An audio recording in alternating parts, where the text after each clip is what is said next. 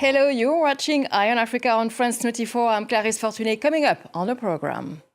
Anger on Nigeria's streets on Democracy Day. Protesters in Lagos and Abuja demand urgent action over rising kidnappings, with some calling for President Bola Tinubu to step down.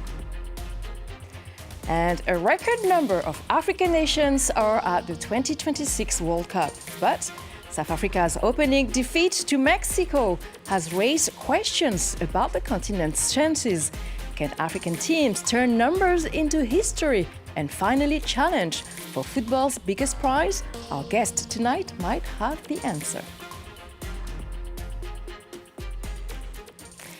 But we start first to the DR Congo, where political tensions escalated at an opposition rally in Kinshasa. Opposition supporters had gathered to protest proposed constitutional changes that critics warn could enable President Felix Tshisekedi to remain in power beyond the current two-term limit. Clashes broke out between opposition supporters, pro-government activists and security forces, leaving two prominent opposition figures, Martin Fayulu and Prissy Penge, injured. Opposition leaders are calling for the immediate withdrawal of the controversial bill, which they say could open the door to significant constitutional revisions.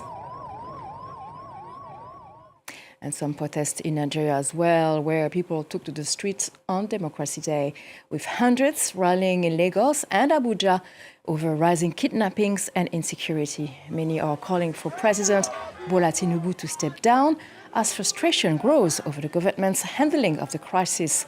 On Thursday, the country's parliament passed a constitutional bill paving the way for each of the country's 36 states to establish their own police forces alongside the Federal Nigeria Police Force. Let's hear some of the grievances. We need change. We need a new government, please. We need a change. We are here for revelation. No peace in your own country. We cannot sleep well. That's why we are out, please, for Nigeria to go back to our former glory. This particular Democracy Day is dedicated to those who are suffering in the hands of non-state actors, kidnappers, terrorists, bandits, as you may want to call them. And our total rejection of the lack of proactiveness on the part of the current civilian regime.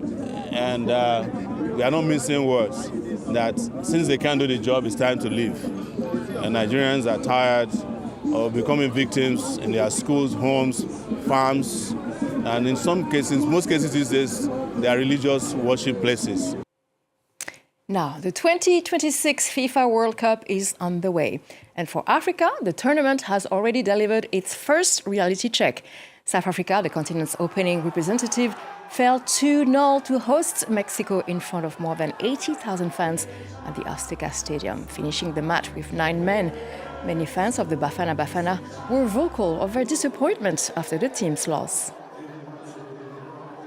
Very disappointing start to the World Cup. We expected a lot more from the boys. Firstly, I feel like the boys had stage fright. They definitely had stage fright. I mean, if you look at how the game started down to the end of the game, when we had the ball, Mexico came at us. They came hard at us.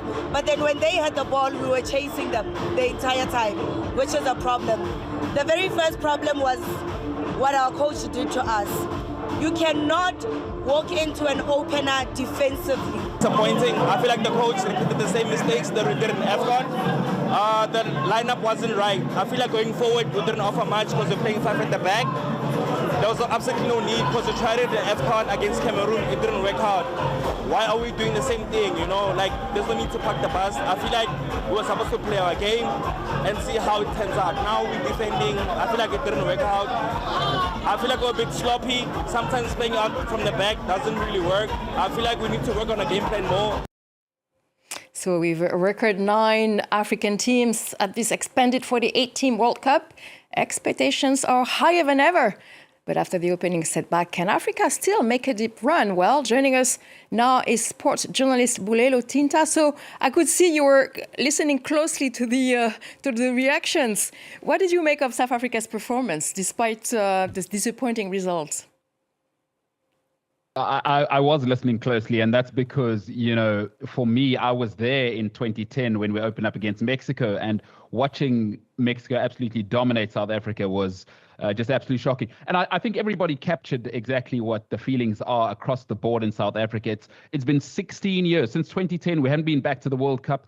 And quite frankly, forget the red cards. Let's put that aside. There's a problem for Bafana Bafana. The expectations are we have a good feeling with the Proteas being world champions at the test level. That's our cricket team. The Springboks are the greatest rugby team of all time. So there's a feeling of like South African sports, everyone's doing okay. You're back in the big time. You qualified without hosting. And then the boys froze. And I think it was actually heartbreaking, not for the result, but for the performance. South Africans will love you if you leave your heart out there. And it was extremely underwhelming. And South Africans will not tolerate that. They will not tolerate a lack of passion and heart. And we could hear that, but they'll have another chance. So, well, maybe there's another chance for another African team. The next game involving Africa is Morocco facing Brazil. It's going to be a tough one, but for many Moroccan supporters, Morocco has its chances. Let's listen. The Brazil match won't be easy, but we shouldn't focus only on Brazil. The matches against Scotland and Haiti won't be easy either. The team needs to focus on Brazil first and then take the next matches one at a time. Everyone loves the Moroccan national team and we want them to make us happy. I hope Walid Regragui and the players will rise to the occasion. We are fully behind the team.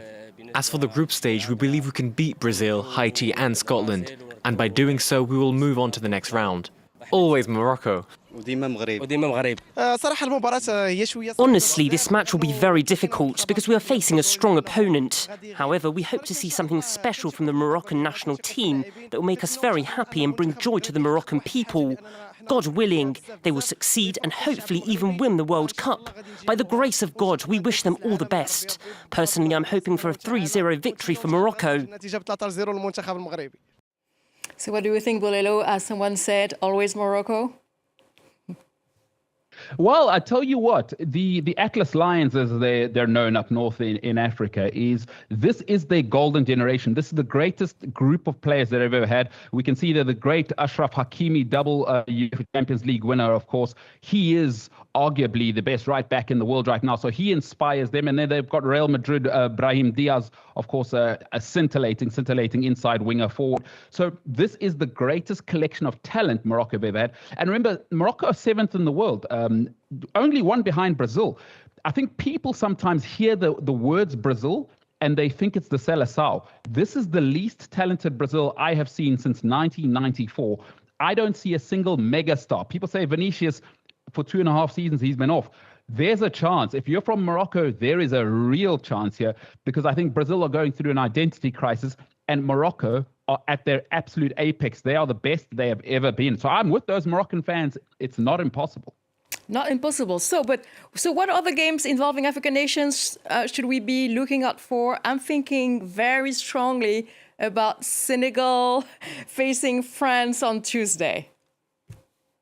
Oh, I tell you what, if you're an African and you can think back, if you're aging like me, you remember 2002, El Hadj Diouf, Papa Bouba Diop. We remember this very game, don't we? We remember when the Senegalese, the Lions of Teranga, which is the greatest nickname, I think, for a football team in the world, they beat France last time. This French team, they're going through an evolution. Didier Deschamps, the great Didier Deschamps, it's his swan song. But at the back, I think Senegal have an opportunity because Although obviously we had the controversy with AFCON, don't really want to get into that. This is still Africa's best football team. On paper, Senegal are the best team we have. I'm worried about France at the back. And if you're Senegalese, if you're African, you should be excited about this because the great Sadio Mane is going to lead the Lions of Teranga. And again, I'm going to say it, I think they're the best African team. I think it is on. If you're French, you should be worried because I think Senegal could do it 2002 again. So we managed to talk about 3 countries. So what do you think? Which African team do you believe is best positioned to go furthest in the tournament? I think Senegal. When you go from back to front, they are the best. And Sadio Mane really has the guys on the same page. And they have the country behind them. You know, that matters in football. Football is the people's game. It is like nothing else. They are the most professional. and probably the best talent that we've seen in one team, probably since that Ivory Coast team under Didier Drogba. We haven't seen this much top level talent in a single team. I think Senegal are absolutely placed to do Africa proud. Let's move on, because as we just spoke about, the World Cup gets into full swing. Well, the craze for football jersey is heating up too. We take you to the second-hand market of Kibera in Kenya, where fans are hunting for hidden gems among the stalls. Clémence Valère. Antonio Massari inspects the jerseys attentively at the Kibera second-hand market.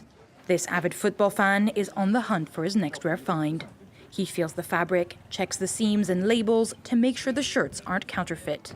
The label you need to look for, because they're basically like the passports of the shirt. It's much more than collecting a piece of clothing. For me, it's collecting memories and stories. So whenever I wear a shirt, it will remind me maybe of a place, of another country, of a moment that I shared with other people. His love story with football jerseys began in 1996 thanks to his mother, who gave him his first shirt. Since then, his collection has continued to grow, now numbering over 800 pieces. Kibera has allowed him to unearth some real treasures. England 98, where Michael Owen showcased his talent to the world with that goal against Argentina. Very nice. Then another one that's quite special, because actually this one was a gift from a local footballer. She plays for a team in Austria, Innsbruck, and she lives here in Kibera. At the Kibera market, these jerseys, often imported from Europe, sell for between 2 and 10 euros. Some rare items can then be resold online to Western buyers for up to 5 times their original price. And thank you, Fumbulelo and Tinta, to help us. Well, that concludes this edition. Thank you for watching Eye on Africa on France 24.